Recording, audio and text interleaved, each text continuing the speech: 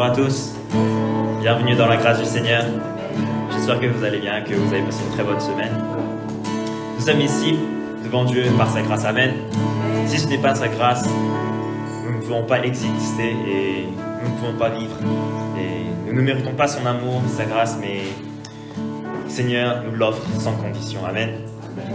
En Psaume, chapitre 100, versets 4 à 5, il est écrit « Entrez dans ses portes avec reconnaissance, dans ses parvis avec des chants de louange. Célébrez-le, bénissez son nom, car l'Éternel est bon. Sa bonté dure éternellement et sa fidélité de génération en génération. » Amen. Amen. Approchons du Seigneur avec reconnaissance et quand tout va bien et quand tout va mal, remercions le Seigneur. Nous continuons à l'adorer et le célébrer et c'est ce qui est notre force et notre raison d'être. Amen. Chantons la gloire de notre Dieu. Je vous invite à vous lever pour le célébrer ensemble.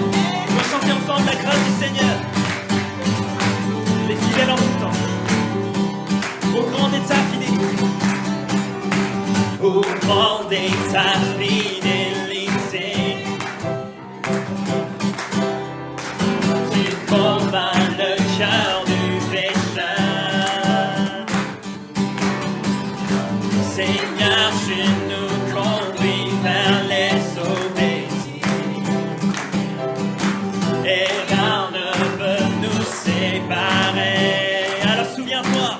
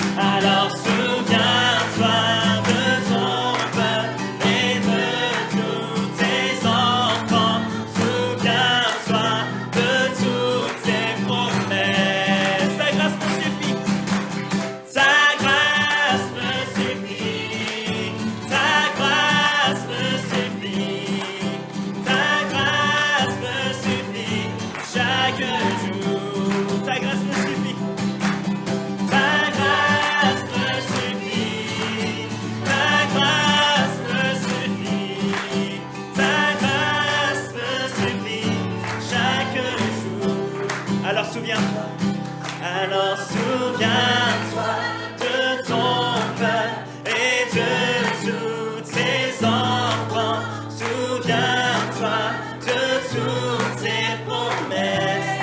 Alors souviens-toi, alors souviens-toi de ton peuple et de tous tes enfants. Souviens-toi de toutes tes promesses. Ta grâce me suffit, ta grâce me suffit, ta grâce me suffit, ta grâce me suffit chaque jour.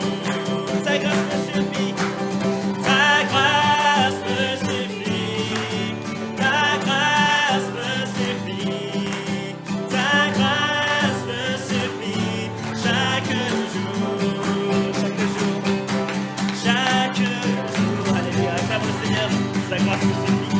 Alléluia, merci Seigneur pour ta grâce.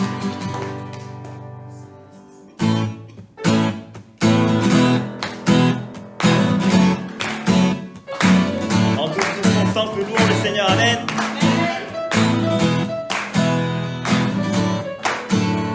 Béni soit ton nom. Béni soit ton nom. Là où tu donnes l'abondance et les verses de ta bienveillance. Béni soit ton nom. Béni soit ton nom.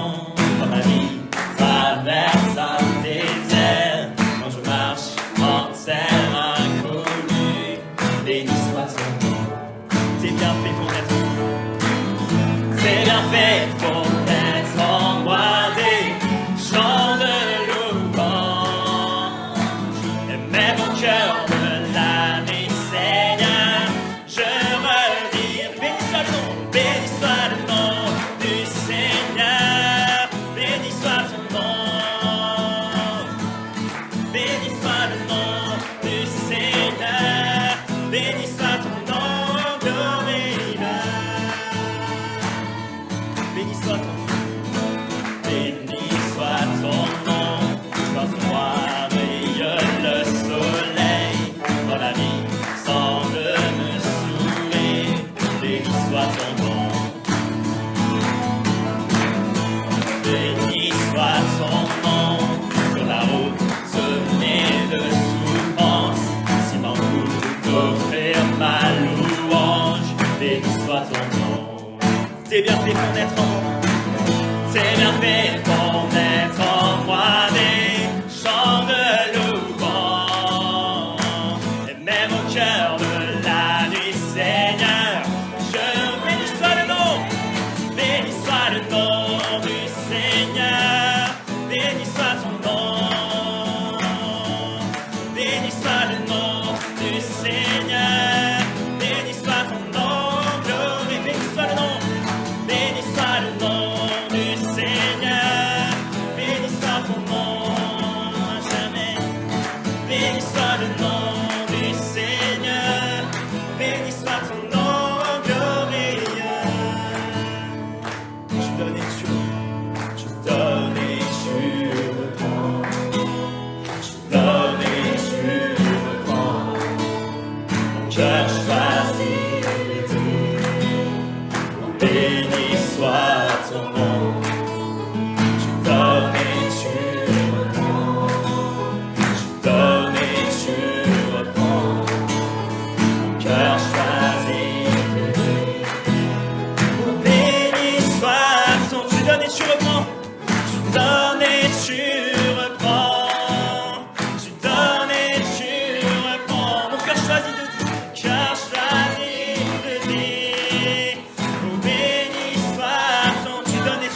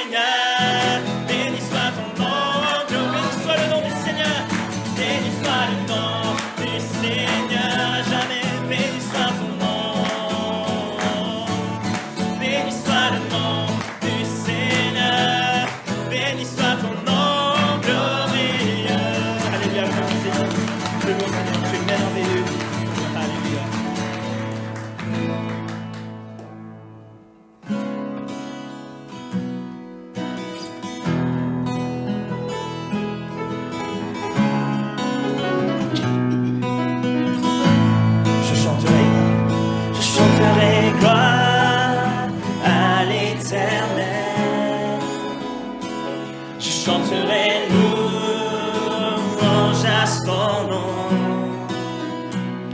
Je chanterai Dieu, mon essentiel. Je chanterai en l'honneur de son nom. Je viens t'offrir, Seigneur. Je viens t'offrir, Seigneur, ce que j'ai de meilleur. Ce que j'ai de meilleur. Je viens t'offrir ma vie. Et elle t'appartient, Seigneur. Oui, à toi, Jésus-Christ. Et même si je suis fragile, et même si c'est difficile, je chanterai gloire, je chanterai gloire à l'Éternel. Je chanterai louange à son nom. Je chanterai Dieu, mon essentiel. Je chanterai en l'honneur de son nom. Je viens te dire, Seigneur. Je viens te dire, Seigneur. Tu es mon bonheur. Tu es mon bonheur. Non, rien ne peut détruire notre bel avenir. Et même si je suis fragile, je persévère. Et même si c'est difficile, je chanterai gloire, je chanterai gloire à l'Éternel. Je chanterai louange à son nom. Je chanterai Dieu, mon essentiel. Je chanterai en l'honneur de son nom.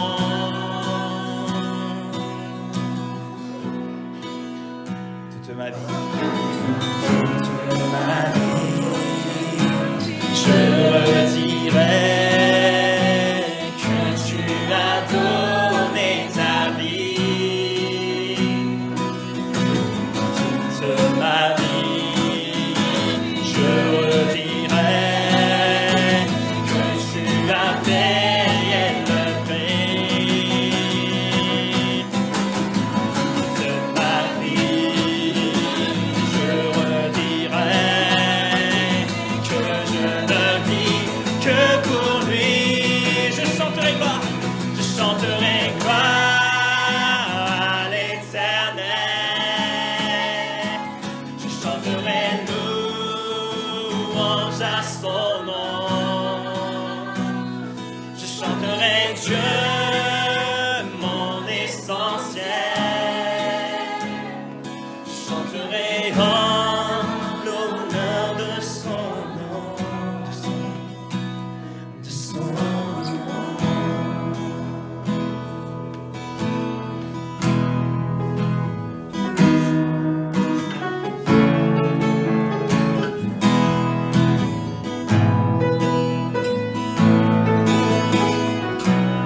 J'entends éternellement, rien n'a plus de splendeur.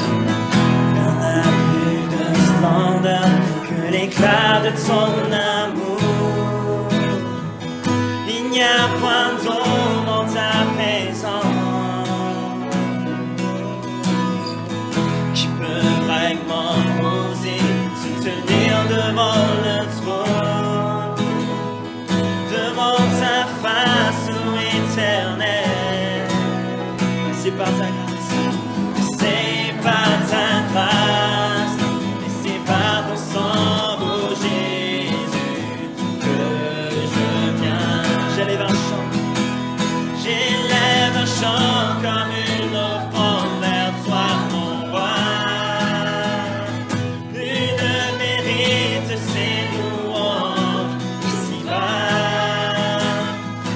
Seigneur, sois l'honneur et la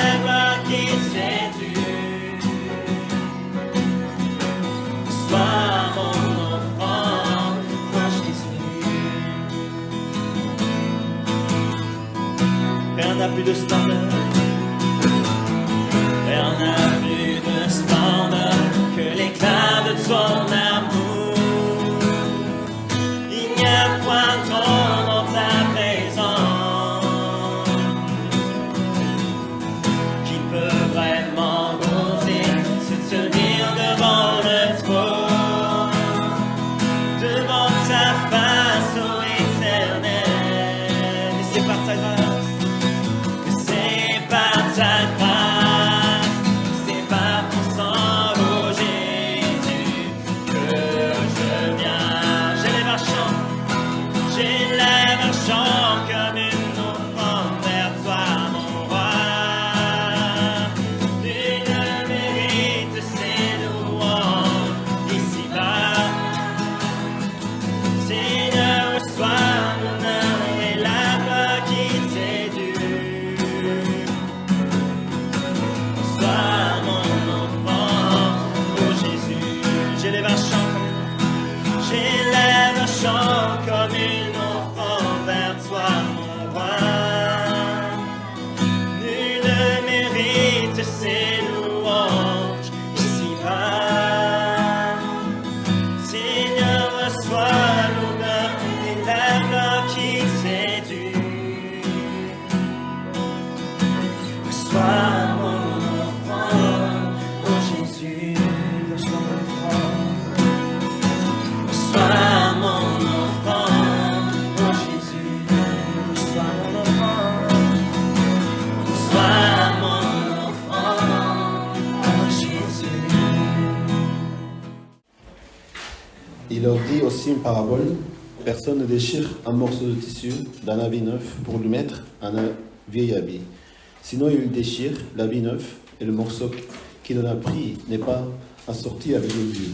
Et personne ne met du vin nouveau dans de vieilles outres. Sinon, le vin nouveau fait éclater les outres. Il coule et les outres sont perdues. Mais il faut mettre le vin nouveau dans des outres neuves et les deux se conservent. Et aussitôt après avoir bu du vin vieux, personne ne veut du nouveau, car il dit, le vieux est meilleur. Amen. Seigneur, merci de nous appeler ce matin. Nous donner, Seigneur, cette joie, la paix qui vient de toi chaque jour, chaque matin, Seigneur. Merci parce que tu es notre espoir, notre force.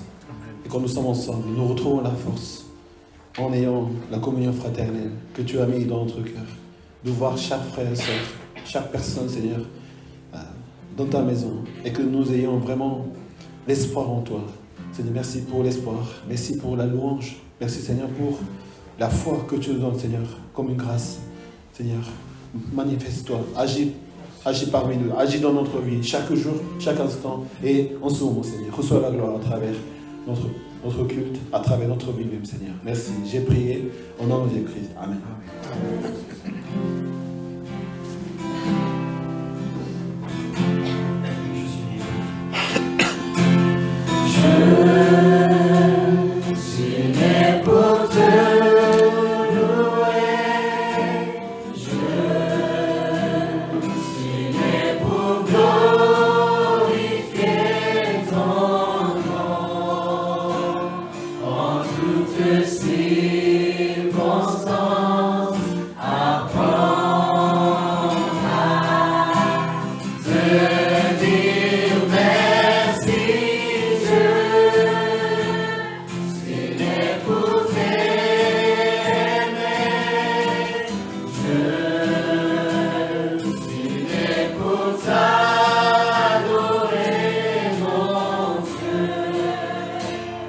Obéira.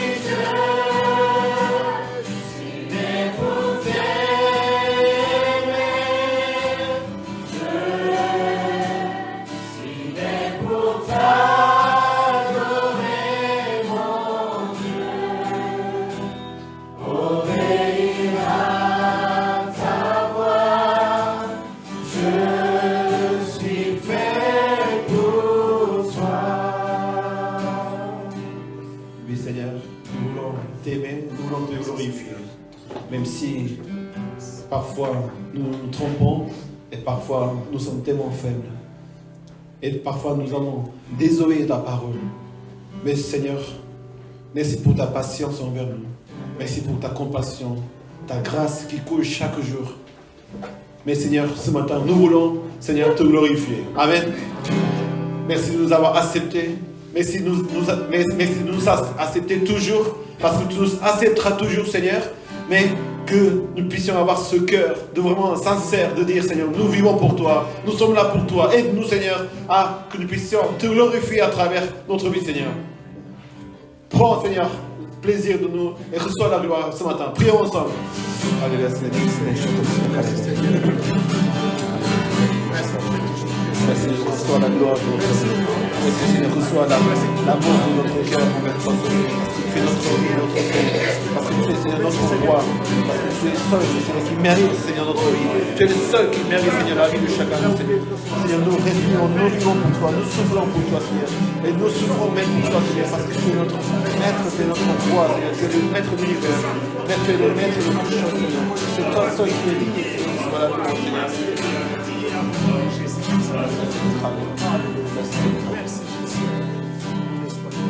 Oui, le Seigneur, il est le seul digne de recevoir notre sacrifice, de recevoir notre amour et notre louange.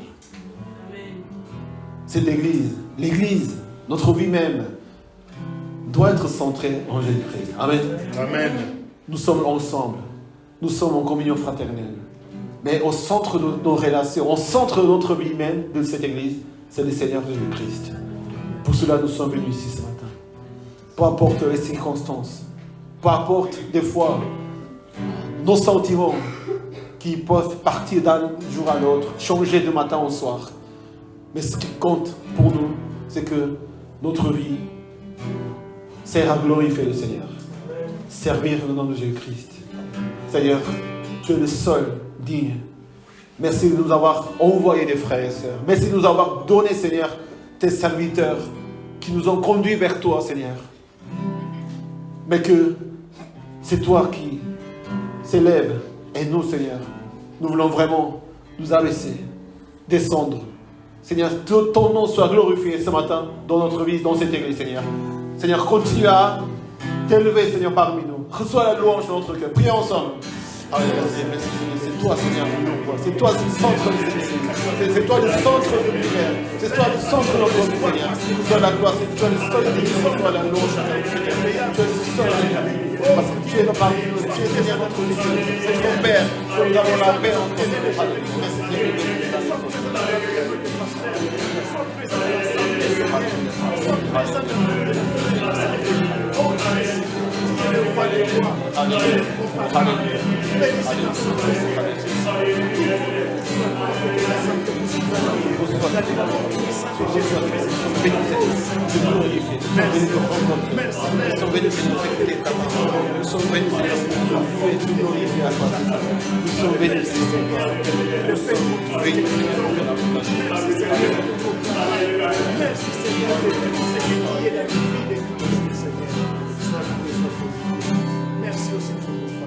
Seigneur, nous sommes venus te louer. Nous sommes venus t'apporter notre cœur, notre sacrifice, notre offrande en fait à toi, Seigneur. Merci de nous avoir donné toutes ces choses pour que nous puissions, Seigneur, exister, témoigner de ton amour, que tout ce que tu nous donnes, tout ce que nous vivons, Seigneur, ça vient de toi, Seigneur.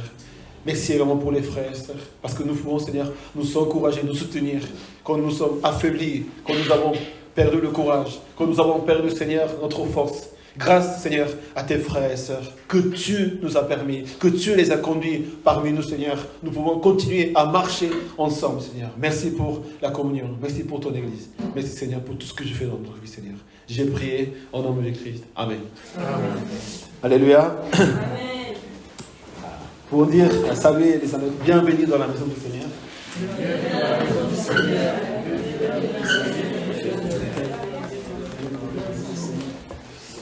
Je pense que ce matin, ça a été un petit peu compliqué pour tout le monde, pour la braderie donc, de quartier Blanc. De toute manière, ça fait beaucoup de plaisir de voir beaucoup de gens. Je pense que nos louanges s'entendent aussi dehors et que les gens savent qu'il y a une église ici et que à tout moment ils peuvent venir, ils peuvent voir et c'est vrai la façade elle est un peu fermée quand même avec les rideaux, mais non, c'est pas pour ouvrir. Mais nous avons à cœur vraiment pour toutes ces personnes que nous voyons à notre entourage, surtout dans notre quartier, dans cette ville. Seigneur ne nous a pas mis ici au hasard non plus. Je pense que quand même, nous avons une grande mission pour ce quartier, toutes ces personnes, et que Seigneur nous donne la grâce de pouvoir nous approcher à eux. Amen. Et que Seigneur nous envoie aussi, que nous puissions vraiment montrer l'amour de Christ à travers son Église. Et ce matin, nous voulons partager la parole de Dieu au sujet, toujours en préparant dans notre cœur cette nouvelle saison, nouvelle naissance de notre Église, qui bientôt, à peu près 40 jours d'ici, nous allons avoir donc ce culte que nous préparons avec le cœur. Et nous allons lire la parole de Dieu déjà en Matthieu chapitre 13, versets 31-32. Matthieu chapitre 13, c'est l'évangile de Matthieu. Donc c'est le chapitre où le Seigneur parle beaucoup sur les semences et la terre, sur le royaume de Dieu, en faisant cette parabole avec les semences. Moi, j'ai pris la dernière parabole des semences. Donc, on peut dire que c'est un peu comme la conclusion de cette parabole des semences du Seigneur Jésus-Christ, que nous connaissons très bien, et le lire pour partager un peu sur la vision de cette Église, sur la vision que le Seigneur nous donne pour cette Église. Matthieu 13, versets 31-32. Il leur proposa une autre parabole. Le royaume des cieux ressemble à une graine de moutarde qu'un homme a prise et semée dans son champ. C'est la plus petite de toutes les semences, mais quand elle a poussé, elle est plus grande que les légumes et elle devient un arbre, de sorte que les oiseaux du ciel viennent habiter dans ses branches. Amen. Amen. Le titre, c'est la nouvelle saison de semences. Je ne sais pas si vous avez l'expérience avec le potager ou tout ce qui est semer, planter des légumes. Est-ce que vous en faites? Vous connaissez? Moi, j'ai eu...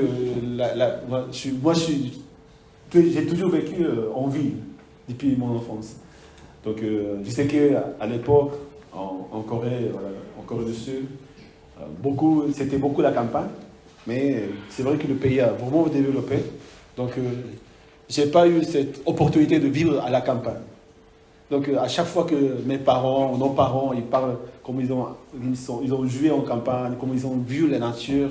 Et vraiment, c'est vraiment un privilège de pouvoir vivre la nature dès l'enfance.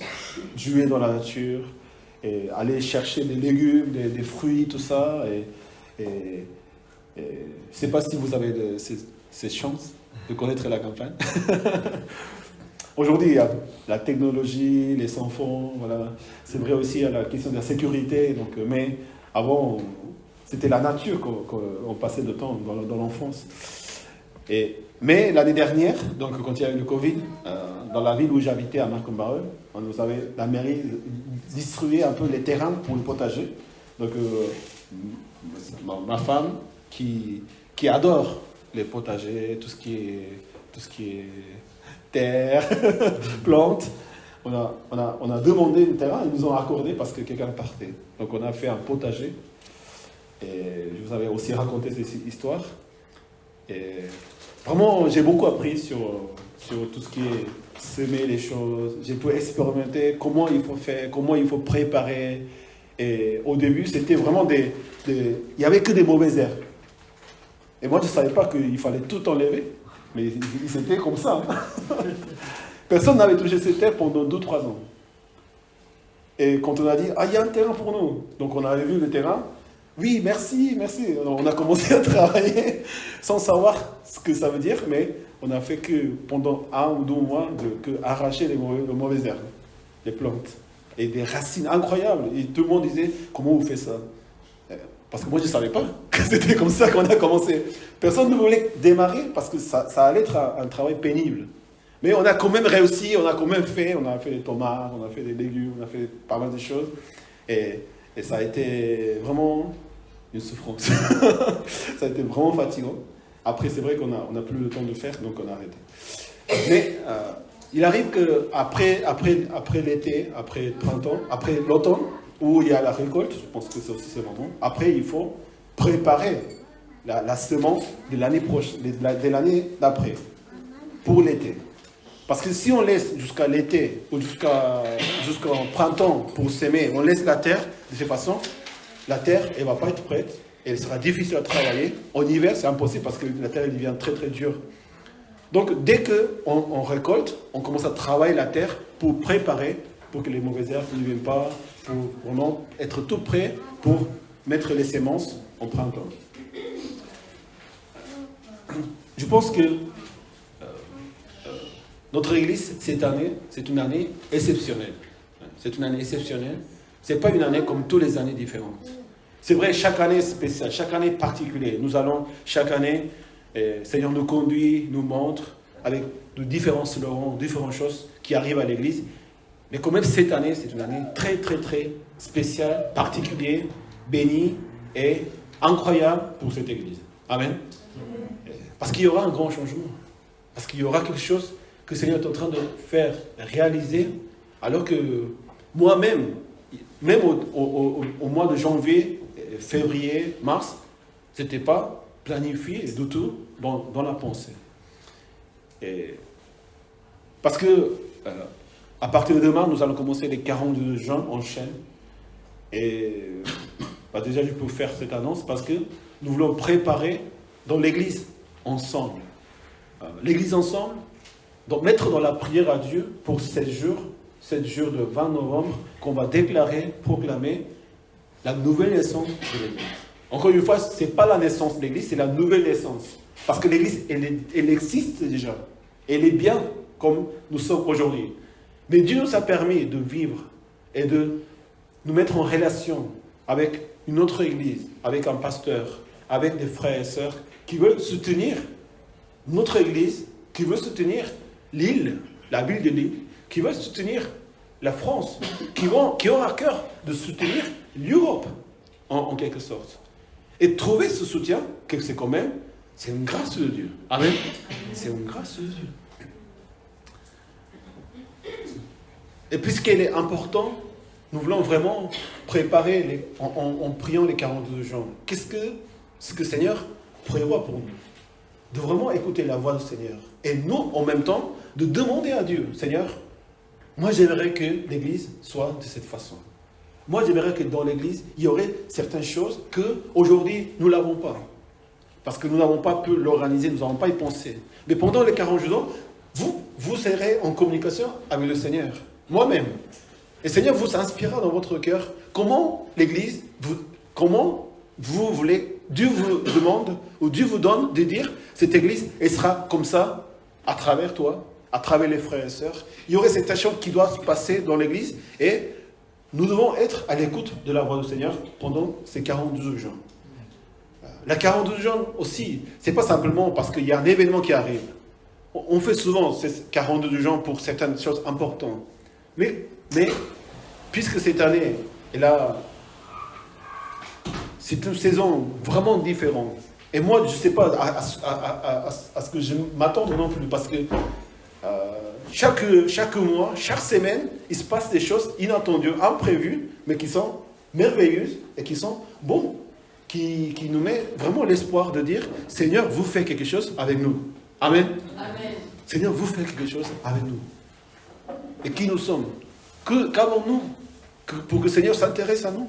Pour que le Seigneur voit quelles sont nos capacités. Le Seigneur ne voit pas nos capacités. Le Seigneur voit notre cœur. Et c'est vraiment pendant les 40 jours, en donnant cette importance de la nouvelle naissance, nous voulons vraiment prier à Dieu pour que tout se passe bien. Parce que, également, quand il y a un jour important, dans, dans, dans le royaume de Dieu, dans l'Église, quand il y a des choses très très importantes, il peut y avoir aussi des attaques, on peut dire, des attaques. On peut appeler ça aussi comme une preuve, comme une épreuve que le Seigneur nous met pour prouver vraiment quelle est notre foi, vraiment, en quelque sorte. De combien de désir nous avons de vivre cette nouvelle Église. Est-ce que nous sommes prêts à combattre pour les choses, la nouvelle grâce, la nouvelle vie que le Seigneur va nous permettre, pour cette nouvelle bénédiction? Dans la Bible, toujours, ça a été un peu de le même principe. Surtout avec Jacob. Jacob, il a dû lutter avec l'ange de Dieu pour qu'il soit sauvé de son frère. Il ne voulait pas lâcher l'ange. Il a combattu, il a lutté jusqu'à ce que l'ange, il va bénir Jacob pour qu'il soit préservé de son frère qui voulait le tuer. Donc, on sait que ce jour, la nouvelle naissance, et cette nouvelle naissance, cette nouvelle victoire va amener cette Église à une autre dimension de vie que nous allons vivre dans le Seigneur. Amen. Amen. Il faut que nous préparions notre cœur. Il faut que nous soyons vraiment dans notre cœur. Même si nous l'avons fait toute l'année, pendant ces 40 jours de jeûne, de mettre ça vraiment au centre de notre cœur et de notre vie, de prier pour cela, pour que le Seigneur nous inspire encore et nous conduise encore. Nous allons également, tous les samedis soirs, nous réunir par Zoom ou en présentiel pour intercéder pour ces 40 jours de jeûne avec l'équipe d'intercession. Donc ça sera de la prière, et de la prière, de la prière, pour pouvoir vraiment que ce jour, nous puissions tous avoir le cœur prêt. Est-ce que vous êtes prêts pour la nouvelle naissance? Amen. Quand un bébé, quand une mère doit accoucher l'enfant, je pense qu'on peut faire, c'est pas la même chose, mais on peut faire quand même une imagination. Parce que quand il y a une nouvelle naissance, quand un bébé arrive, quand même, il y a la souffrance. Mais beaucoup de souffrance. Il y a des signes. Il y a des choses qui se passent. On prépare tout. On prépare son arrivée, on prépare la maison, on prévoit tout ce qu'il faut. Et avant d'accoucher à l'enfant, moi je peux participer à l'accouchement de mes enfants avec ma femme, mais ils souffrent beaucoup. On souffre tous. Et même c'est difficile à arriver. Les derniers mois, les dernières semaines de grossesse, c'est les plus durs, les plus difficiles. Donc on arrive à une nouvelle naissance. Je pense que spirituellement, on doit vraiment savoir qu'il peut y avoir des choses difficiles que dans votre vie, dans la vie de l'Église, peut arriver. Parce que c'est un jour important. Mais si nous regardons le Seigneur et si nous avançons vers la foi, quoi que soit la difficulté, nous pourrons le surpasser. Amen. Nous n'allons pas souffrir. Peut-être un peu difficile, mais par la foi. Et parce que nous avons à cœur la mère qui va accoucher de l'enfant. C'est vrai que ça fait mal, mais elle n'a pas peur. Elle a envie. Elle a envie de voir comment son bébé va arriver. Et le jour qu'il va accoucher son enfant, une joie incroyable. Je me souviens que quand Samonine, ma femme, elle a accouché 8 ans, elle était à l'hôpital pendant dizaines d'heures en souffrance. Elle souffrait, elle ne savait pas comment faire. Mais dès qu'il a eu son 8 ans, une minute après, il m'a dit, j'aimerais voir le visage de deuxième.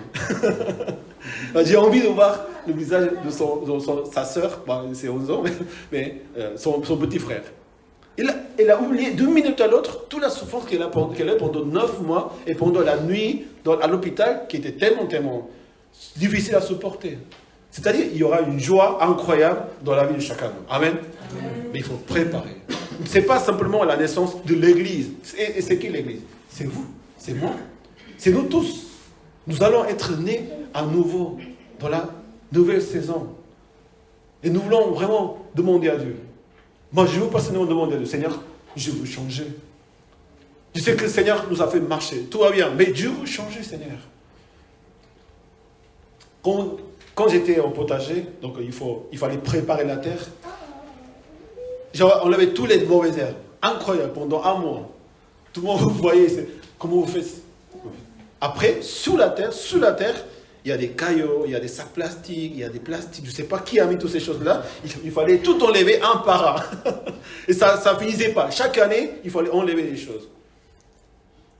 Quand on prépare la terre, quand on prépare une nouvelle sémence, la chose la plus importante pour semer une nouvelle chose, c'est la terre. Si la terre n'est pas bonne, quoi qu'on va semer, ça ne va pas pousser, ça ne va pas grandir, parce que la terre n'est pas bonne. Donc il y a cette parabole de sémence et les 4 terres, sur le long chemin, sur les pierres, sur les ronces, et la 4e, c'est la bonne terre, où la sémence, elle va pousser, elle va grandir, elle va donner 30, 60, 100, plus pour une seule sémence, parce que la terre a été bien prête. Préparons notre terre. Amen. Amen. C'est-à-dire notre cœur dans le Seigneur.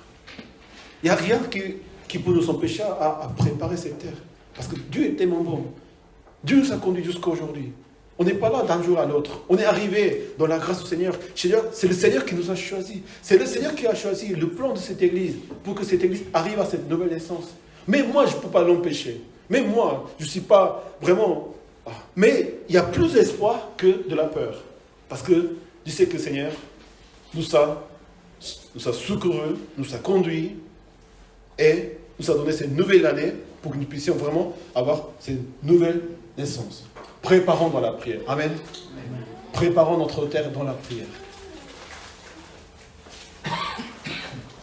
Allez-y, dis à l'autre. Une nouvelle saison arrive.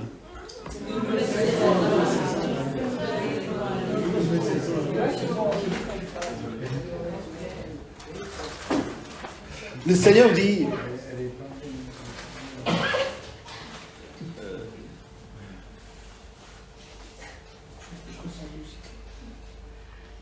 j'aimerais que nous puissions parler un peu sur notre vision de l'Église.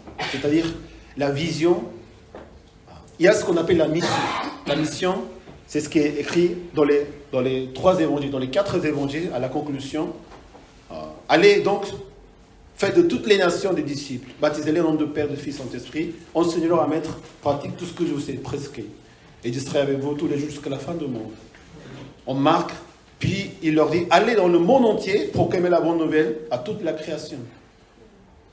Et en Actes chapitre 1, vous recevrez le Saint-Esprit, il viendra sur vous, et vous serez mes témoins à Jérusalem, et dans toute la Judée, dans la Samarie, et jusqu'au sommet de la terre. Ça, c'est l'ordre de mission que le Seigneur nous donne. Allez partout, allez jusqu'au sommet de la terre, allez là où nous sommes, Jérusalem, dans toute la Judée, dans Samarie, et jusqu'au sommet de la terre. Donc, la mission d'annoncer l'évangile, faire des disciples, c'est la grande mission de nous, le peuple de Dieu. Amen. Amen. Annoncer l'évangile et faire des disciples. Qu'il faut des disciples. Ça, c'est la mission. Mais à quoi sert la vision alors? C'est une chose différente. La vision, c'est quelque chose, on voit concrètement comment réaliser cette mission, en quelque sorte. Les grands ordres, les grandes missions, elle est déjà définie pour nous tous. Et il faut savoir d'abord comment nous pouvons assumer cette mission. Parce que dans un premier temps, le Seigneur nous a donné la foi. Dans un premier temps, le Seigneur nous a sauvés. À travers le sacrifice sur la croix, nous avons été purifiés. Dans l'Ancien Testament, dans la Ancienne Alliance, chaque année, chaque fois, on devait donner les sacrifices pour le pardon du péché. Donc le grand prêtre, il est allé dans le lieu très saint pour demander pardon pour nos péchés. Chaque année, c'était ça. Chaque année, c'était une lutte contre le péché. Donc accomplir la loi de Moïse. Et comme c'est presque impossible qu'on pêche, on ne pêche pas, l'année se préparait pour ce sacrifice dans le tabernacle, dans la tente, au temple de Dieu. Mais aujourd'hui, avec la nouvelle alliance que Jésus-Christ, il s'est sacrifié une fois pour toutes, en devenant le grand prêtre. Et nous, en nous donnant cette vie, cette nouvelle vie en Jésus-Christ, nous sommes aussi été appelés comme des prêtres. Vous êtes des prêtres. Amen. Nous sommes une nation choisie. Nous sommes des prêtres. Nous sommes maintenant dans cette nouvelle alliance, par un seul sacrifice, une fois pour toutes, de Jésus-Christ, nous sommes maintenant libres de tout notre péché. Et nous avons cette nouvelle vie. Maintenant, nous ne vivons pas en luttant avec nos péchés. Nous ne sommes pas venus tous les dimanches pour nous repentir. Bien sûr, il faut se repentir. Mais ce n'est pas la même sorte, ce n'est pas la même sorte de péché. Parce que c'est vrai que notre vie encore doit changer, doit se transformer. Nous devons grandir dans la foi. Et nous faisons des fautes involontaires. Tout le monde fait des péchés involontairement en quelque sorte.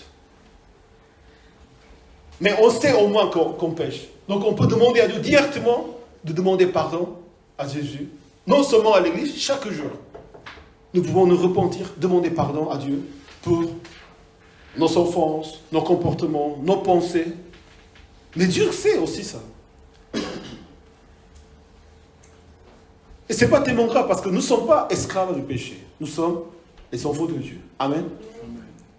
Donc, maintenant, à quoi sert notre vie que nous avons été une fois purifiés, une fois pour toutes? Nous sommes devenus le peuple de Dieu. Nous marchons pour la mission de Jésus-Christ. Seigneur nous confie cette mission parce que nous avons toute la capacité, en ayant la foi du Christ, en ayant vaincu la mort, vaincu le péché, maintenant nous sommes là pour agir et pour mettre en pratique la parole de Dieu. La vision, donc la mission de l'Église, c'est de faire annoncer l'Évangile dans là où le Seigneur nous appelle. Et ça n'a pas de limite. Toutes les nations, mais toutes les nations extrémistes de la terre, ici c'est aussi toutes les nations. La terre où j'habite, c'est là, ça peut être l'extrémité, tout près ou tout loin. C'est-à-dire, on ne peut pas nous restreindre. Non, ça sera que pour moi, ça sera que pour ma famille. Non, c'est là où le Seigneur nous envoie, jusqu'au extrémité de la terre. Si le Seigneur le veut, nous allons annoncer l'Évangile. Mais c'est surtout dans ma vie, ou avec les gens que je connais d'abord. Donc c'est de faire des disciples, annoncer l'Évangile. Il s'agit d'aider les autres à qu'ils puissent connaître Jésus-Christ à cause de nos actions et notre vie, notre témoignage. Ça, c'est la mission, finalement, de faire des disciples, annoncer l'Évangile. C'est de faire qu'ils connaissent, d'apporter. Ce n'est pas nous qui faisons, que nous donnons la foi. Ce n'est pas nous qui convertissons les âmes. C'est Dieu qui le fait. Mais il faut quelqu'un qui apporte la parole. Il faut quelqu'un qui consacre pour faire ça. Simplement, c'est d'aider les autres, aider les gens, aider nos familles, aider les gens qui sont autour de nous pour qu'ils connaissent le Seigneur. Pour qu'ils puissent rencontrer le Christ. Pour qu'ils puissent connaître le Seigneur. Et comment on fait des disciples? En vivant dans la communauté qui est le corps de Christ.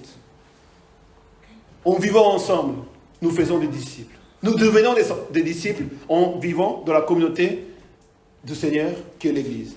Et troisième, c'est étendre le royaume de Dieu.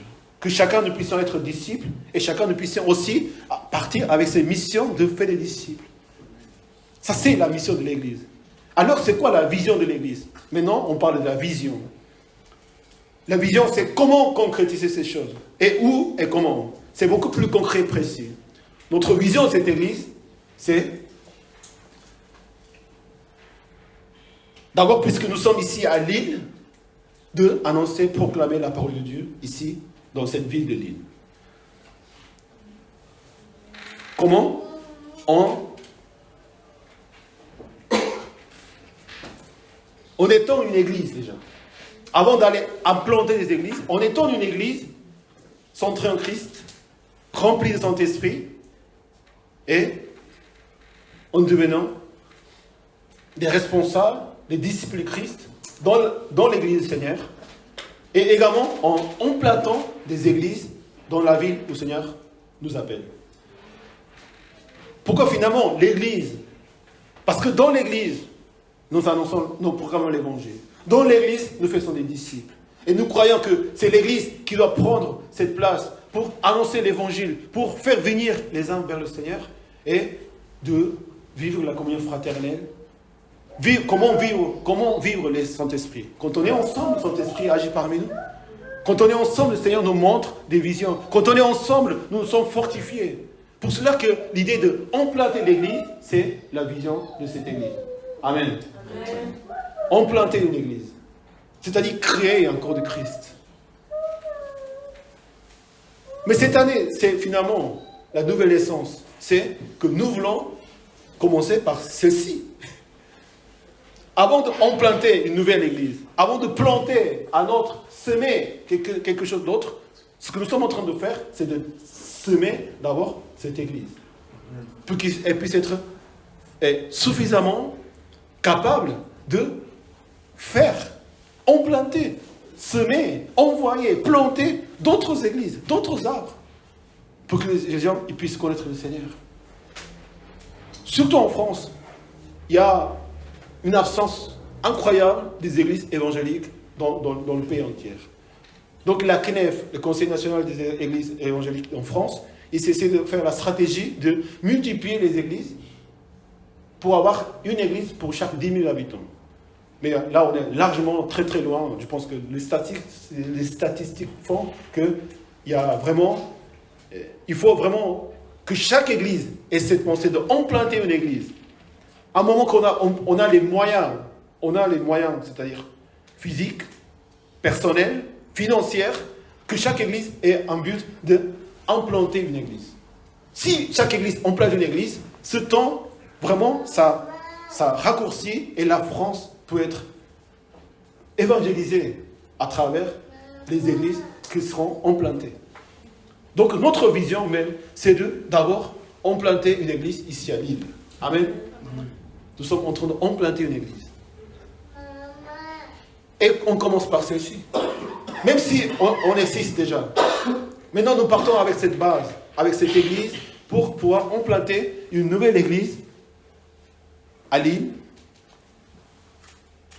dans le campus, où il y a des étudiants, où il y a des jeunes, où il y a des familles, dans notre quartier de Bois-Blanc, ou même là où le Seigneur nous enverra, parce que nous prions à Dieu, nous puissions avoir notre propre local, toutes ces choses, pour pouvoir implanter vraiment une église. Et tout ça, ça va se faire par l'évangile de Christ, que nous allons vraiment vivre l'évangile dans la maison du Seigneur.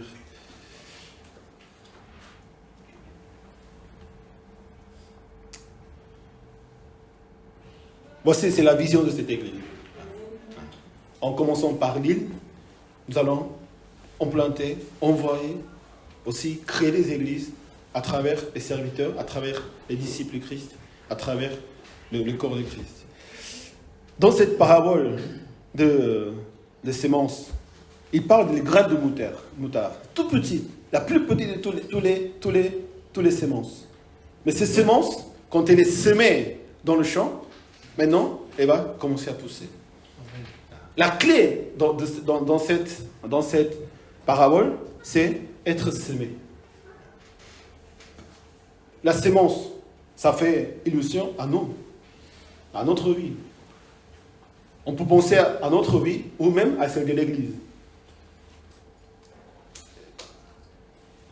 Quand la sémence elle est toute petite, qu'est-ce que la sémence peut faire? Elle ne peut rien faire, la sémence. C'est une petite, on ne le voit même pas, c'est une petite graine. Mais quand elle rentre, elle est semée sous la terre, elle est semée, elle est cachée. Là où il y a pas, c'est pas l'extérieur, c'est dans la terre, il se passe des choses.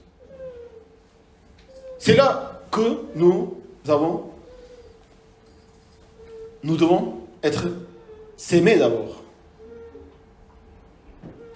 Et puisque nous sommes la sémence, qu'est-ce qui se passe sous la terre? Qu'est-ce qui se passe quand on est semé? Tu es face à Dieu. Tu rencontres le Christ. Souvenons-nous de l'apôtre Paul. Quand Dieu s'est révélé à lui, il devient aveugle et muet pendant 3 jours. C'est-à-dire dans totale obscurité. Qu'est-ce qui se passe dans sa vie à ce moment-là? Dieu est en train de... Il a une rencontre avec le Christ. Il va connaître le Christ dans ces 3 jours de ténèbres. Mais si la graine de moutarde n'est pas semée sous la terre, il ne se passe rien.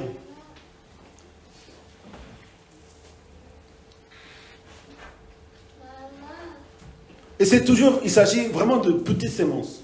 Peut-être nous disons comment nous allons atteindre cette vision de annoncer l'évangile à Lille. Ensuite, on plante une église encore à Lille ou ailleurs. Là où le Seigneur nous enverra. Comment nous allons faire? Avec quelle capacité? Mais il ne s'agit pas de notre capacité. Même si on est une petite sémence, si on est vraiment semé, on est vraiment en relation avec Dieu, et Dieu agit à travers nous, cette semence va pousser. Amen.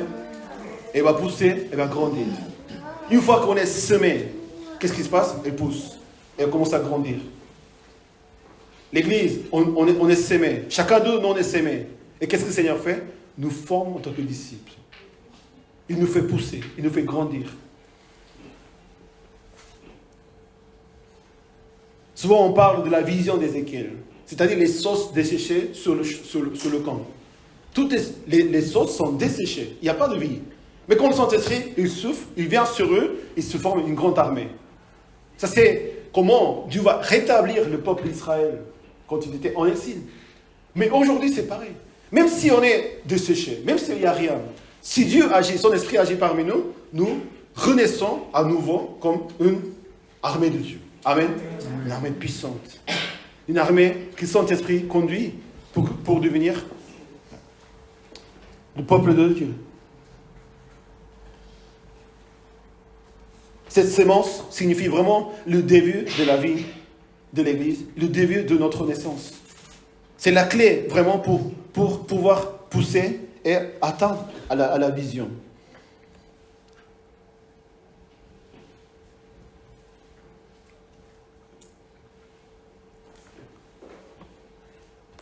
Dans la première parole des sémences et les 4 terres, il se passe que c'est la parole de Dieu, la sémence. Donc la sémence est donnée sur 4 terres différentes.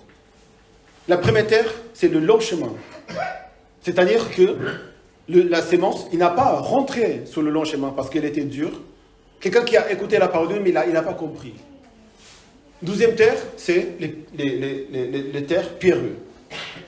Il a reçu, quand même la sémence est rentrée, est tombée sur la terre, en lui, en superficie. Mais il n'y a pas de racine. Donc, il a eu la joie d'entendre la parole de Dieu, mais dès qu'il y a eu des problèmes, dès qu'il y a eu la tempête, le vent, le grain s'en va. 3e, c'est, il a enraciné et tout, mais c'est les ronces. La plante ne peut pas pousser, parce qu'il y a les soucis, il y a les tentations, il y a les préoccupations du monde qui ont fait qu'ils ne puissent pas voir vraiment cet arbre pousser. Seulement la 4e terre, la bonne terre, qui a compris la parole de Dieu. Et comment ça se passe quand on comprend la parole de Dieu? Quand il a compris la parole de Dieu, il commence à agir. Quand il a entendu la parole de Dieu, il a commencé à mettre en pratique la parole de Dieu. Quand il met en pratique la parole de Dieu, parce qu'il a compris, une sémence devient 30, 60, 100. C'est selon comment nous avons à cœur de recevoir la parole de Dieu, nous allons récolter les fruits. Certains, ils vont récolter 30. D'autres, ils vont récolter 60. D'autres, ils vont récolter 100, 1200, 1000, 10 000, 100 000. Ça dépend vraiment de combien nous avons compris la parole de Dieu. Combien nous croyons à la puissance de Dieu. Combien nous croyons que Dieu vraiment veut faire de nos vies vraiment une gloire de Dieu. Ces paroles, ça nous aide vraiment. Parce que dans cette nouvelle naissance, l'Église aussi, ça dépendra de combien nous avons à cœur que le Seigneur agisse. Le Seigneur, il est grand. Amen. Amen. Il faut laisser nos préoccupations. Quand on est en préoccupation, cette sémence ne peut pas voir.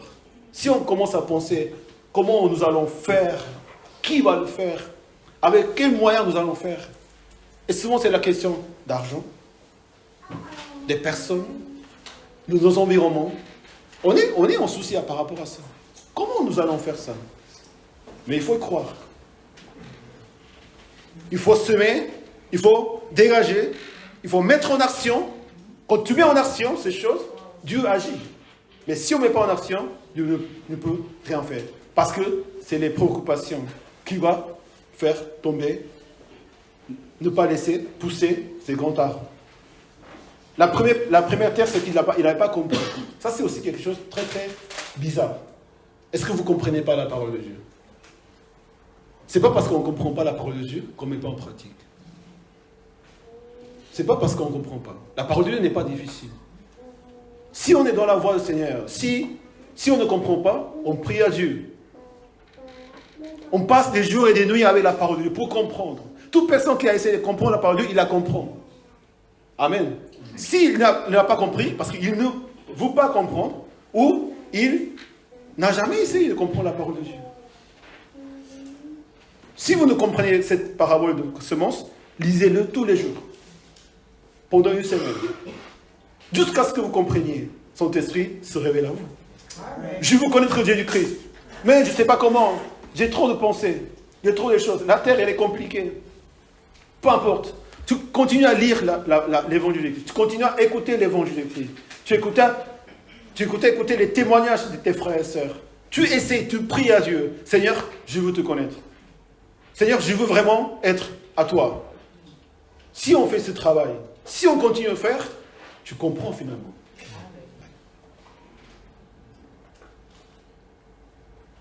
C'est à chacun de vraiment avoir préparé ces terres. Et ça dépendra comment. Parce que tout le monde va avoir des fruits différemment. Mais ayons la foi pour récolter. Combien de fruits vous voulez récolter dans cette nouvelle saison? 100. On peut aller plus, hein? Le plus possible. Oui, le plus possible. Il faut croire. On croit et on demande à Dieu pour que nous puissions vraiment le faire. Dans cette nouvelle saison, avec ce verset de Luc chapitre 5, verset 38-39, quand il dit le nouveau vin ne peut pas se conserver dans le vieil outre. Il faut que l'outre et le vin soient neufs pour qu'ils soient conservés. Et aussitôt après avoir vu le vin vieux, personne ne peut dire nouveau de nouveau parce que le vieux est meilleur. Il y a plusieurs façons de comprendre ces paraboles de nouveau vin et outre neuve. J'ai cherché un petit peu sur l'internet combien de temps un vin peut être conservé. Combien de temps un vin peut tenir. Déjà, le meilleur vin, c'est français. On peut être fier de la France. Et presque tous les meilleurs vins du monde, les plus chers, ce sont des vins français. Il y a des bouteilles qui coûtent jusqu'à 400 000 euros. Incroyable. Hein? Une bouteille, ça coûte 30 000 euros. Incroyable. Ça existe, je ne sais pas, je n'ai jamais vu. Mais un vin, ici, de toute façon, le Seigneur va donner une nouvelle vie, une nouvelle grâce dans cette église. Amen. Amen. Il faut dégager les vieilles outres. Notre façon de faire, nos habits, notre habitude, notre façon de penser, notre façon d'espérer, tout doit changer. Je vous avais dit tout à l'heure, dans la potager, dans la terre, quand j'ai trouvé cette terre, pendant 3-4 ans, pour plusieurs années, il n'a pas été touché. Mais la terre, elle était exceptionnelle. Ce n'est pas acheter de magasin et on la met. Ça, c'est aussi les riches. Mais la terre qui a été pendant 3-4 ans sans toucher, il s'est passé des choses naturelles. Donc la terre, elle est bonne, sauf qu'il faut tout enlever. C'est pour dire que, à peu près, combien de temps on est là, ici? Cette église est ici depuis combien de temps, à peu près? 20 ans? 23 ans? Un truc comme ça. Oh ouais. Pendant 20 ans, Dieu a laissé des choses dans cette église. Qui sont incroyables, qui sont uniques, qui sont très très puissants. Les choses qu'on a survécues, qu'on a vécues ensemble, les cultes, les dimanches, tout ça, ça ne s'en va pas. Ça reste dans la vie de l'église. C'est ça ce qui forme l'église aujourd'hui. Amen. Mais il y a des choses à enlever. C'est certain. Il y a des choses à dégager. Il faut préparer cette terre. Mais la terre, ce n'est pas une église qui va naître demain. Parce que ça, cette terre, c'est une terre d'un jour, 2 jours. Mais cette terre qu'on a dans cette église, dans le corps, dans la foi de nous, c'est une terre qui est ici depuis 20 ans. Donc il y a de l'historique. Il y a des choses qu'on a vécues, que le Seigneur, il a agi. Mais maintenant, nous voulons vraiment faire renaître, renouveler cette terre. Il faut dégager, il faut mettre la terre pour qu'il puisse porter des fruits 30, 60, 100%. Même si vous êtes aujourd'hui depuis 3 jours, 4 jours, peu importe. Dès que vous passez, vous sentez que c'est votre église, vous allez hériter, vous allez recevoir cette 20 ans de foi dans votre vie. Amen. C'est incroyable. Cette vision que le Seigneur nous donne, cette mission que le Seigneur nous donne, si ça vous concerne, de tout de suite. Ça, c'est la grâce aussi. Quelqu'un a construit, quelqu'un a semé, quelqu'un a planté, quelqu'un a fait pousser cette église. Mais quand on vient comme nouveau membre, peu importe, nous faisons partie du corps de Christ. Ça, c'est le privilège. Un vin, le meilleur vin même, ne peut pas passer les 20 ans. Quand il est conservé pendant 20 ans, ça commence à se mettre en déclin. Le goût commence à perdre. 20 ans, à peu près 20 ans. Même si on était vraiment merveilleux pendant 20 ans dernière. L'année prochaine, elle sera encore incroyable, meilleure, inimaginable. Amen. Amen. Parce qu'il faut changer. Il faut vraiment que le nouveau vin puisse être conservé dans des œuvres neuves, une nouvelle église, une nouvelle attitude. C'est là où le Seigneur va vraiment faire goûter un vin qu'on n'a jamais goûté, que les gens jamais ont goûté dans leur vie, dans ces villes, dans ce pays. Je pense même, je suis sûr, certains même, qu'aucune église dans l'histoire, peut-être, ils auraient pu vivre. Parce que nous, il ne s'agit pas des autres, il s'agit de nous. Mais Dieu est en train de faire quelque chose d'incroyable et nous devons dire, Seigneur, nous voulons de outre neuve. Nous voulons être nous-mêmes de nouvelles personnes à travers cette année que tu vas donner. Et à ce moment-là, les deux se conservent. Le nouveau vin et le outre neuve. Pour que la nouvelle année, la nouvelle église puisse vraiment mûrir comme il faut, et devienne un beau vin, il faut qu'elle soit conservée les deux. Aussitôt, donc les deux se conservent. Seigneur va donner sa grâce. Seigneur va ouvrir une nouvelle essence. Mais si l'église n'est pas encore cette nouvelle, on ne vient pas des autres neuves, ça ne va pas conserver. Ça va disparaître. Ça va s'évaporer. On va les rejeter. Mais quand on la garde avec une nouvelle outre, comment ça se passe? Il devient vieux vin. Il devient un vin mûr. Un vin en maturité. Et il va goûter d'une façon incroyable. Vous avez des fois, en France, on va à un hôtel ou à un restaurant. Ils ferment pendant 3-4 ans. Pourquoi faire? Pour rénover leur bâtiment. Pendant 3-4 ans. Ils dépensent de l'argent. Ils n'ont plus de revenus. Ils font tous ces efforts. Ils ferment tout pour rénover. C'est pas économique. C'est pas économique, ça. Parce qu'on perd l'argent en dépensant les rénovations et on n'a pas de revenus. Pourquoi ils font ça? Parce qu'ils pensent dans les 20-30 ans à venir. S'ils pensent que pendant 3-4 ans, si on va fermer en 3-4 ans, pourquoi tu vas faire les travaux pendant 3-4 ans? Pourquoi tu vas fermer pendant 3-4 ans et dépenser l'argent pour rénover alors que tu vas fermer dans 3-4 ans? Non, ils font ce travail-là. Ils dépensent autant d'argent, autant de temps parce qu'ils veulent durer jusqu'à 100 ans plus. Ça, c'est la raison pour laquelle ils investissent autant pour rénover. En France, c'est souvent le cas. Et en France, c'est très très cher, les travaux. Mais ils le font quand même. Ils dépensent incroyablement. Pourquoi? Parce qu'ils pensent à un avenir plus lointain. L'Église de Dieu doit durer dans le temps. Amen. Il ne suffit pas simplement de passer une année, cette année, ou les 20 ans qu'on avait passés. Notre vision, c'est d'aller jusqu'à l'île. Vraiment, gagner la vie de l'île. Amen. Amen. Gagner les âmes de la vie de l'île. C'est ça ce que veut dire. On ne va pas devenir maire ou président. On veut gagner des âmes perdues de l'île. Vous voyez autant de personnes, autant de gens, ils habitent alentour de nous. Et cette église a cette vision de vraiment aller vers la ville, vers le campus, vers nos familles. Et ce n'est pas nos capacités, c'est Dieu qui va le faire à travers la nouvelle église. Amen. Amen. Troisième, c'est Dieu nous fait semer. Nous naissons à nouveau. Nous passons vraiment de jours avec le Seigneur. Et nous l'avons bien fait. Pendant le Covid, nous étions semés. Pendant des années, nous étions semés. Maintenant, Seigneur, nous va faire pousser, si nous poussons vraiment. Et j'espère que pendant les 42 jours, vous puissiez vraiment faire ce travail de semer en Christ. Amen. Pas sur les personnes, pas sur le pasteur, pas sur les frères et sœurs, sur le Christ. Notre fondement, c'est Christ. Semez-vous votre vie, donnez votre vie au Seigneur sous la terre. Il n'y a personne d'autre que le Seigneur. Il faut que ça soit enraciné, la foi en Christ.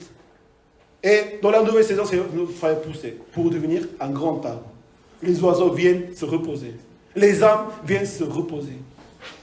Et quoi, il y a quoi dans cet arbre? Il y a des fruits, il y a de quoi manger. Il y a de quoi se nourrir, il y a de quoi se reposer. Les âmes ont besoin de entendre la parole de Dieu. Amen. La nourriture spirituelle. Les âmes, les gens, ils ont besoin de mettre en pratique la parole de Dieu. C'est ça aussi la nourriture spirituelle. La nourriture, ce n'est pas simplement de manger la parole de Dieu, c'est d'agir aussi à travers la parole de Dieu. C'est ce que Seigneur Jésus dit. Ma nourriture, c'est de faire la volonté de Dieu.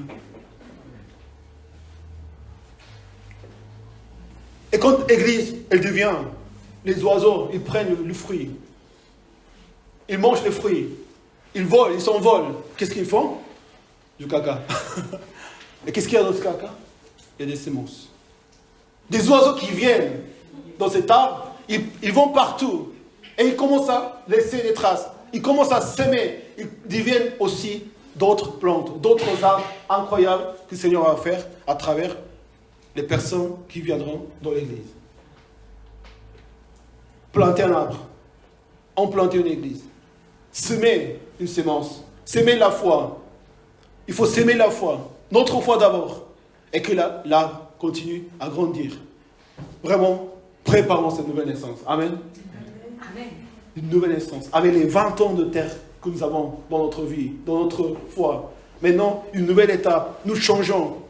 Seigneur, donne une nouvelle vie pour la vie de l'Église, pour votre vie. Vous n'avez pas envie de naître à nouveau? C'est incroyable. C'est incroyable. J'ai envie d'être né à nouveau. J'aime bien ma vie. Je vous aime bien. J'aime bien mon Église.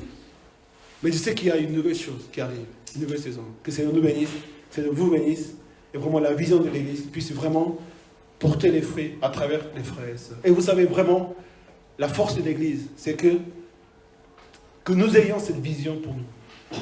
Ce n'est pas une vision qui vient de nous, qui vient de moi. C'est dans la parole de Dieu. Dieu appelle les frères et sœurs. Dieu appelle les saints. C'est Dieu qui choisit l'Église pour les frères et sœurs. Amen. Amen. Qui a choisi cette Église? Bon, mais même dans le choix que j'ai fait, c'est Dieu qui m'a mis dans le cœur. Je ne peux pas faire autrement. Ouais, pasteur, il y a un bâtiment, il y a une maison, il y a un presbytère, il y a une voiture, il y a d'autres choses, plein de choses. Non. Je ne peux pas. Moi, c'est le même Dieu, c'est la même parole de Dieu. Mais non, ça, ce n'est pas ma vision. Ça, ce n'est pas la vision de l'Église. Ce n'est pas la vision de Dieu pour moi. Mais tant que Dieu te donne une vision précise pour semer, pour grandir, pour accueillir et pour encore aller semer, ça sera une histoire incroyable pour la vie de chacun. Amen. Que Seigneur vous bénisse, Seigneur bénisse la vision de cette Église. Prions ensemble.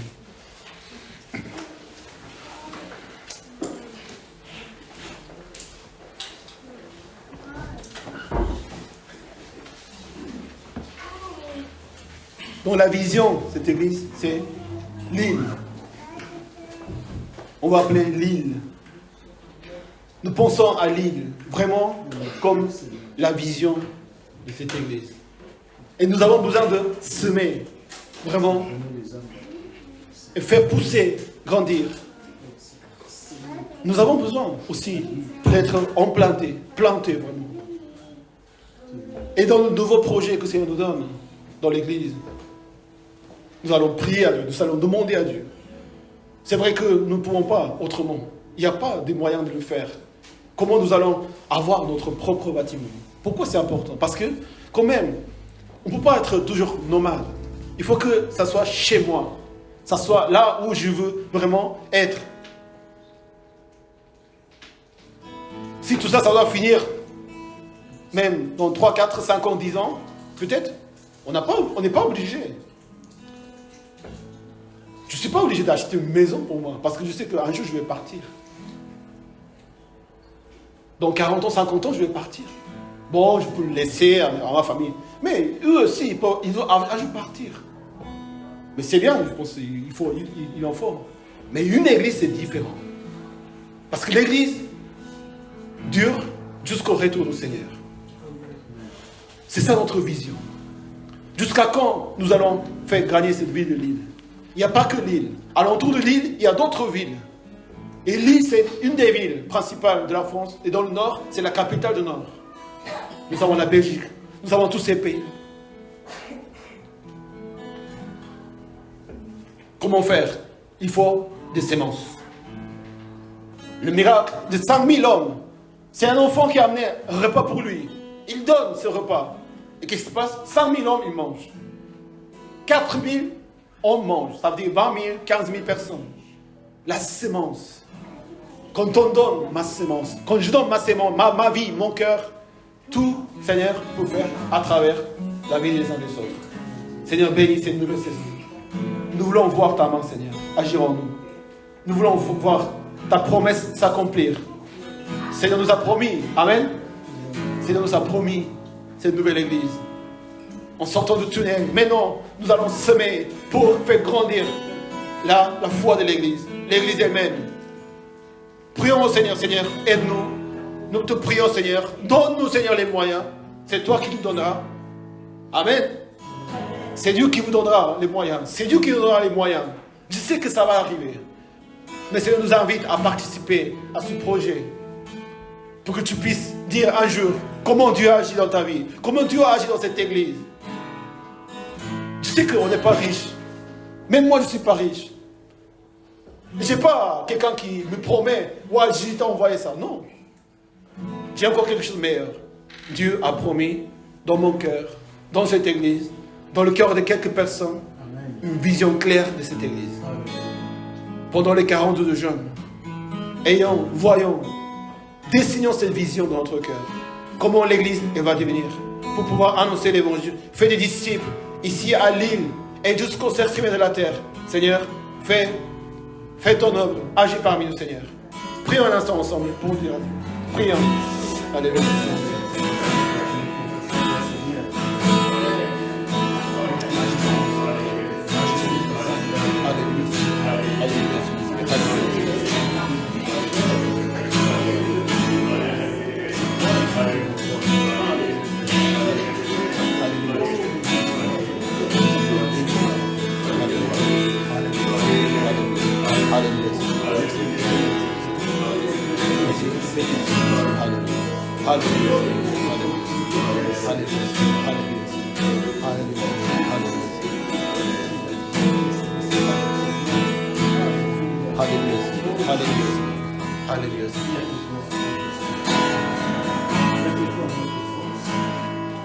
Seigneur, il a pris la gloire de cette église depuis 20 ans. Je sais qu'il y a des personnes qui sont là depuis très très longtemps. Vous avez tout fait, vous avez combattu, vous avez prié. Nous avons désobéi aussi. Nous avons fait des erreurs, des fautes. Moi-même, j'en fais tous les jours. Mais chaque jour qu'on a passé dans cette église, que tu as mis ta vie, ton cœur, tout ça, ça ne s'en va pas, ça ne disparaît pas. Il est dans la main de Dieu, il est dans le cœur de Dieu. Amen. Tous ces 20 ans incroyables, 23 ans incroyables. Je connais l'église depuis 2005, donc ça fait quand même 15 ans, 18 ans aussi. Mais je sais que d'autres personnes, plus anciennes que moi, vous savez comment cette église a été faite. Ça ne peut jamais disparaître. Même si on va rénover tout le bâtiment, on ne peut pas rénover les piliers, la structure du bâtiment. Parce qu'on peut comme améliorer ce qui est visuellement. Mais dans ce qui fait le bâtiment, c'est la structure. C'est les piliers, c'est le poteau, c'est la structure qui maintient le bâtiment. Les os, le cœur.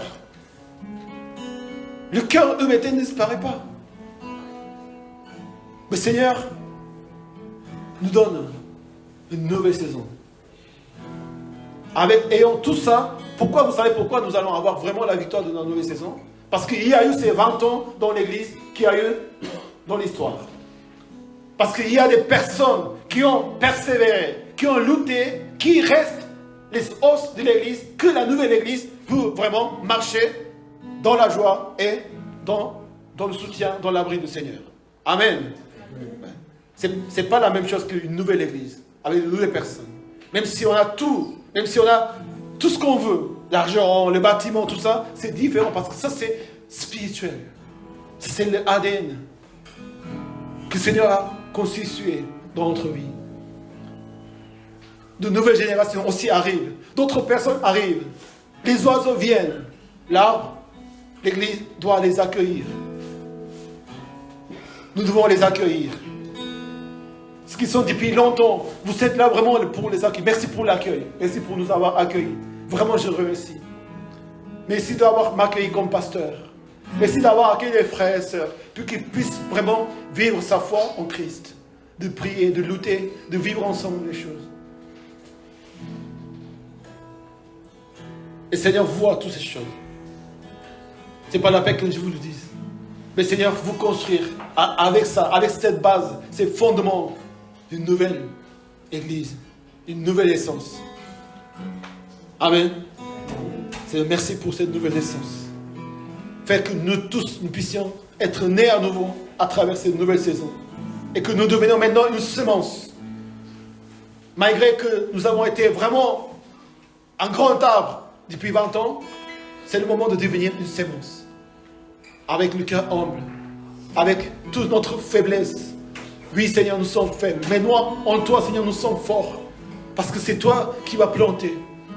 La sémence a été plantée ici à Lille. On n'est pas ailleurs.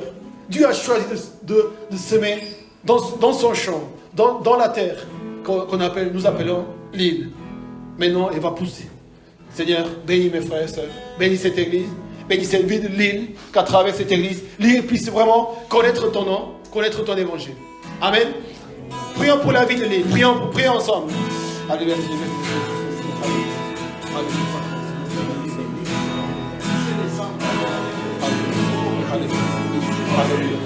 Alléluia. Bénis Seigneur. Tu nous choisis, Seigneur. Tu nous as élus, Seigneur. Merci pour ton amour. Merci pour ta grâce. Merci pour tout ce que tu fais dans notre vie, Seigneur. Merci de bénir chaque famille. Merci de bénir les uns les autres, Seigneur. Merci de bénir nos enfants, Seigneur. Merci de nous bénir les uns les autres. Alléluia, Seigneur. Alléluia. Alléluia. Alléluia. Merci, Seigneur. Alléluia. Alléluia. Alléluia. Alléluia.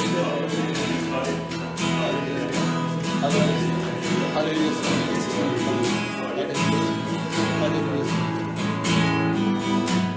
Dans 30, 60, 100 ans après, nos enfants, ils grandiront.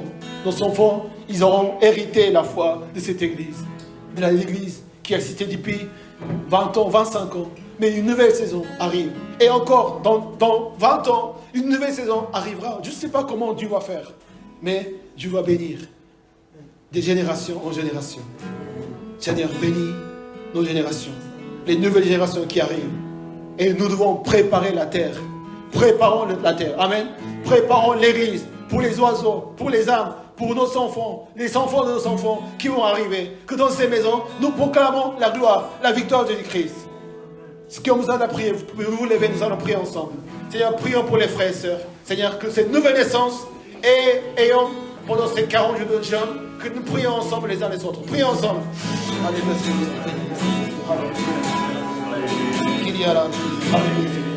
Bénis Seigneur chaque famille, bénis les enfants, bénis les générations, bénis Seigneur cette vie de vie.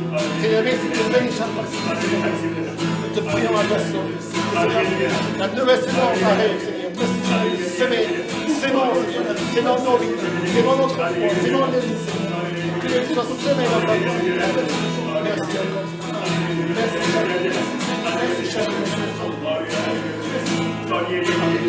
Alléluia, Seigneur. Alléluia. Alléluia. Alléluia. Tout le monde.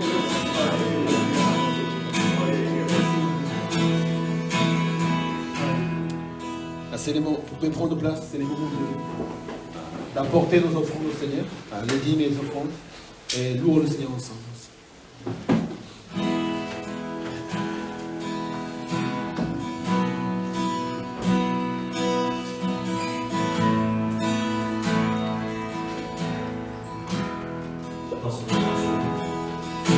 sur l'amour de le Père, envoya son Fils Jésus pour accorder la lumière à tous ceux qui sont perdus. Il descendit sur la terre et les hommes l'ont rejeté. Ils l'ont cloué au calvaire, mais Christ est ressuscité. Christ est roi, Christ est roi,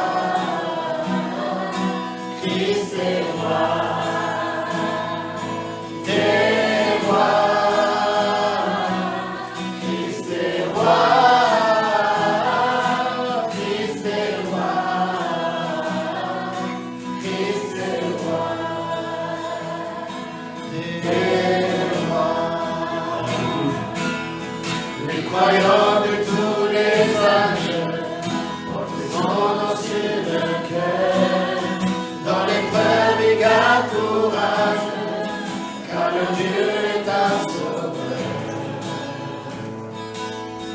Vivons par toute la terre, annoncer le Fils béni, fier de porter la bannière sur laquelle il est écrit. Christ est roi, Christ est roi, Christ est roi, des rois. Christ est roi, Christ est roi, Christ est roi, des rois. Un jour les chrétiens du monde seront rassemblés par lui. Ils sortiront de leur tombe, car en lui ils ont la vie. Ils formeront un royaume, la terre sera leur pays. Leur hymne sera un son à la voix du Messie. Christ est roi, Christ est roi, Christ est roi, des rois. Christ est roi, Christ est roi, Christ est roi, des rois. Alléluia. Nous avons des annonces. Voilà, donc c'est les samedis, donc les programmes des samedis de mois. Donc il y aura la semaine prochaine la réunion des forfaits phares. Donc c'est important pour venir et pour préparer les programmes de l'église, comment nous allons par exemple accueillir le pasteur, quel événement nous pourrons faire. Aussi la fin d'année, il y a le Noël qui arrive. Donc cette année, le Noël c'est le 24, c'est un samedi. Et je ne sais pas déjà si le 24, vous serez là, ou vous serez partis en famille, si nous faisons quelque chose ici, la nuit du 24. C'est un samedi. Est-ce que vous êtes certain déjà que vous ne pouvez pas être là, le 24 que vous partez en famille ou des choses?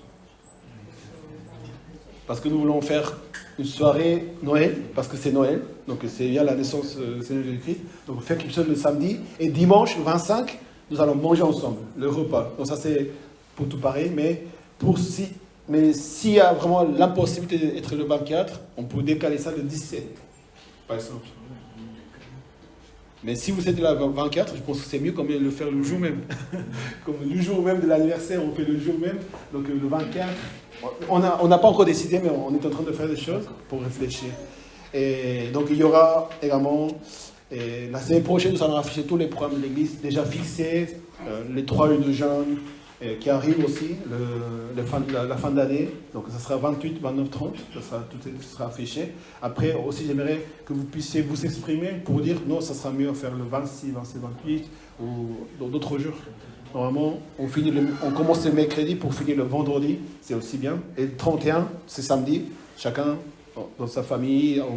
Et le 1er janvier, dimanche ici, on fait le culte de l'ouverture de l'année. Je pense que ça serait très très bien. Et donc toutes ces choses doivent arriver. Et il y a donc le samedi prochain, forfait phare. Aussi les membres de l'église qui veulent participer. Vous pouvez venir bien sûr. Et à 10h et à 9h30, on ouvre l'église. Et le samedi d'après, c'est les portes ouvertes avec la réunion des femmes.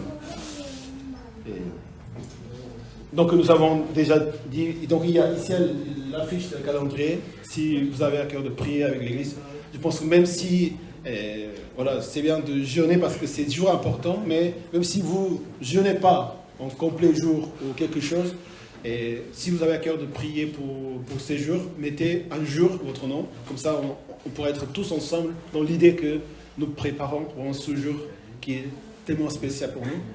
Donc le culte, c'est pas la culte de la naissance, c'est la culte de la nouvelle naissance, pour qu'il n'y ait pas de mal compréhension des choses, parce que nous ne sommes pas une église toute neuve, comme je viens de dire, ça fait 23 ans que cette église existe, vous voyez, 23 ans, et c'est une nouvelle naissance de cette ancienne église pour une nouvelle église, avec tout ce que le Seigneur nous a versé depuis toutes ces années-là.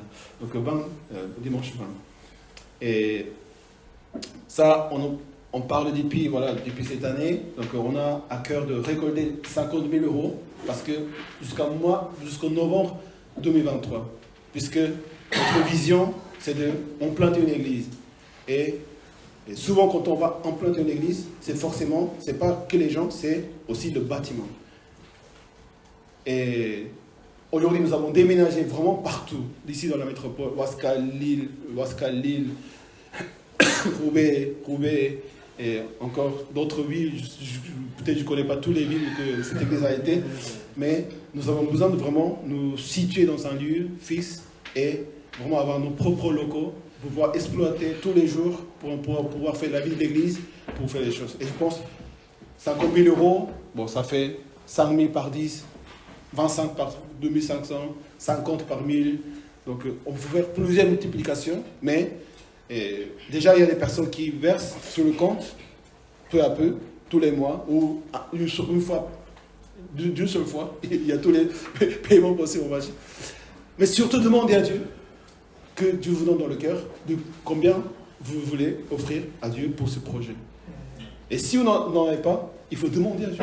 Parce que pendant les 42 jours, ça nous sert aussi à dire, Seigneur, combien tu peux nous donner pour que je puisse apporter cette aide pour faire ton église. Donc ce sera un compte à part qu'on tient. Et si vous ne précisez pas l'offrande pour la nouvelle église, elle sera partie des dons et dîmes. Mais vous devez dire derrière le chèque ou pour ce qu'ils veulent faire, des promesses. Mais ça, certains ils ont l'habitude de dire, j'aimerais offrir autant jusqu'à 2023, novembre. Il y a assez largement de temps. Donc vous priez à Dieu et vous ces promesses. Mais après, c'est vrai que la promesse doit se tenir. Donc je pense qu'il faut beaucoup prier même. Et il faut vraiment calculer les choses. Et je pense que Dieu peut vraiment nous bénir, nos vies personnelles aussi, financièrement, et la vie de l'Église. Déjà, nous, Seigneur, nous avons béni à travers les sacrifices que les frères et sœurs ont fait. Mais ça, c'est vraiment dans l'idée d'implanter une Église pour nous. Donc, nous sommes dans cette étape. Donc, nous faisons ces choses-là. Nous allons afficher une fois par mois combien on a récolté par mois. Parce que ça va voir le résultat. On ne va pas dire qui a fait comme ça, mais vous pouvez vérifier ce que vous avez fait, ce que vous avez donné. Je pense que ça sera toujours en public, ça sera anonyme. Mais je pense quand même, il faut vérifier, il faut voir qu'il y a quand même des frères et sœurs qui ont à cœur vraiment de participer dans le projet et vraiment verront comment Seigneur va agir à travers cela. Donc il y a ça aussi. Donc il y a la lecture biblique qui continue. Je vous encourage vraiment à lire la parole de Dieu chaque jour à travers les versets que nous lisons ensemble et même après ce que vous lisez personnellement. Donc Jacques jusqu'à 1 Pierre 2. C'est 2 Oui, ok. Et aussi nous avons mis en place une réunion de prière intercession tous les samedis soirs. Donc ça va commencer de ce samedi-là jusqu'au 20 novembre parce que les 42 gens, c'est très bien, mais nous voulons renforcer encore ces 42 gens. Peut-être il a fallu prier même avant les 42 gens, faire quelques gens avant 42 gens. Je pense que certains ils ont prié, ils ont jeûné pour les 42 jeûnes.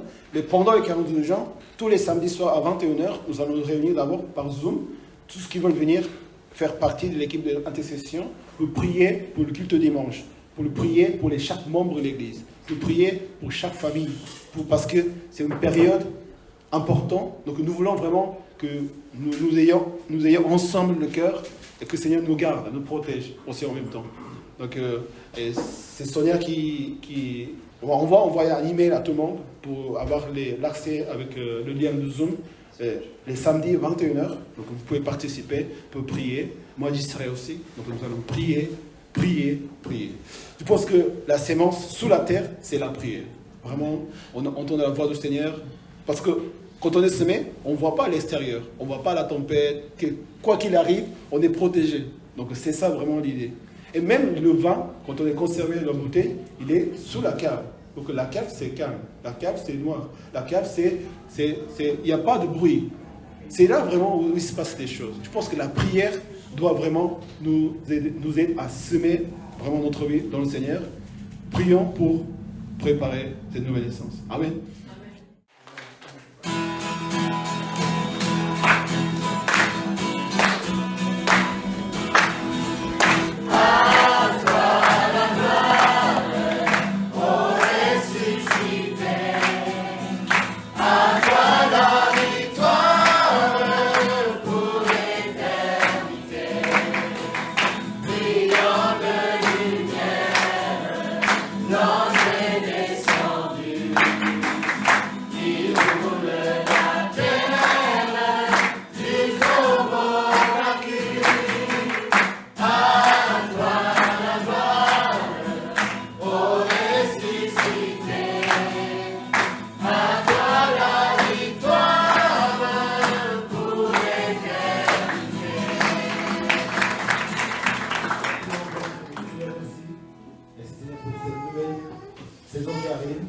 Laissez-nous préparer notre cœur, que notre séance soit scellée encore, et puissions, Seigneur, grandir, pousser, jusqu'à combien tu nous donnes à cœur, 30, 60, 100, même au-delà, Seigneur, tout ce que nous pouvons imaginer, Seigneur. Merci pour que tous nos soucis, toutes nos préoccupations soient, Seigneur, en dehors de notre chemin, que nous soyons scellés en toi, que nous soyons infaillibles, Seigneur, affermis dans la foi, parce que nous sommes, Seigneur, en toi. Seigneur, merci bénir chaque frère et sœur. Merci bénir mes enfants, Seigneur, qui sont derrière. Merci bénir mes frères et sœurs qui ne sont pas là, Seigneur, ce matin. Tu puisses continuer à les préparer aussi. Et Seigneur, nous soyons vraiment, nous proclamer, Seigneur, vraiment une joie immense. Le jour où nous allons, Seigneur, démarrer à nouveau. Merci, Seigneur, ce nouveau départ. Nouvelle, Seigneur, saison qui arrive. Aussi, Seigneur, merci pour ces dernières, toutes ces années, Seigneur, tous les frères et sœurs, tous leurs sacrifices, tous leurs efforts, et tous ces hommes et femmes qui ont contribué, Seigneur, pour faire de cette église qu'on est aujourd'hui, Seigneur. Merci de nous garder encore toujours dans la semaine, et merci de bénir les 42 gens de chaque frère et sœur. Dans ces moments, tu nous parles, Seigneur, et tu, Seigneur, nous encourages pour avancer, Seigneur, continuer à avancer. Maintenant, que la grâce de notre Seigneur Jésus-Christ, qui est là notre Père, et la communion de ton esprit, de l'Esprit soit avec vous tous. Amen. Amen. Applaudissons pour le relevé de notre